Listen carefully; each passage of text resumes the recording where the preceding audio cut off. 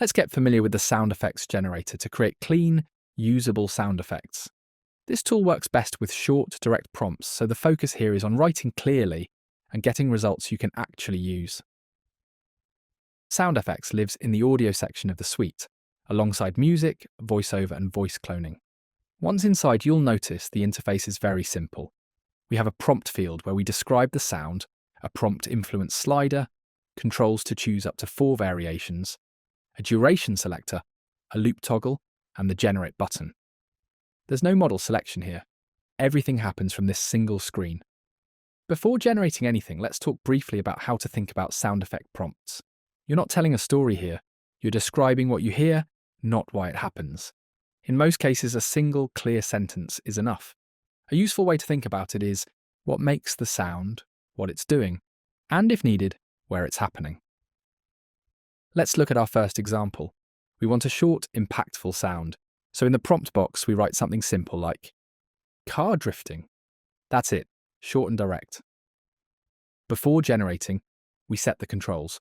We'll generate 4 variations so we can compare results easily. We'll keep prompt influence around the middle at 50%, which is a good starting point when you want the sound to follow your prompt, but you still want to explore a bit more. Then we set the duration. For a sharp sound like this, 5 seconds works well. For this example, we'll keep loop off, since a drift has a clear beginning and end. Now we click Generate. On the right side, the generated sounds appear in our creations. When we click one, it opens a larger preview window where we can play it back.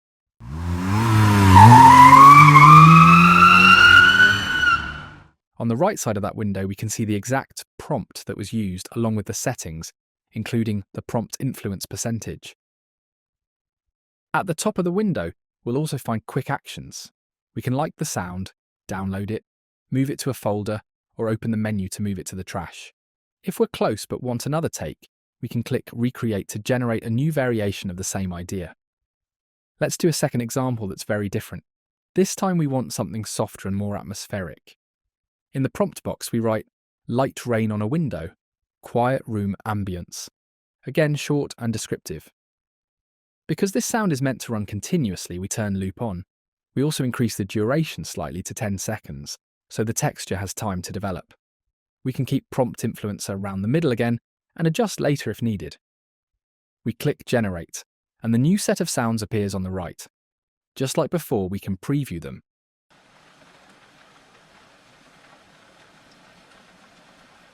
Compare variations, download the ones we like, or regenerate new options.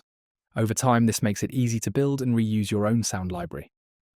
This is the general workflow with SoundFX.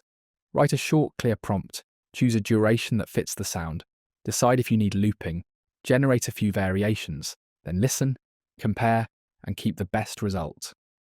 The key takeaway is simple. With SoundFX, less is more. Clear nouns and actions give the best results. That's it for this one. We hope you enjoy creating sound effects and building your own sound libraries with this tool.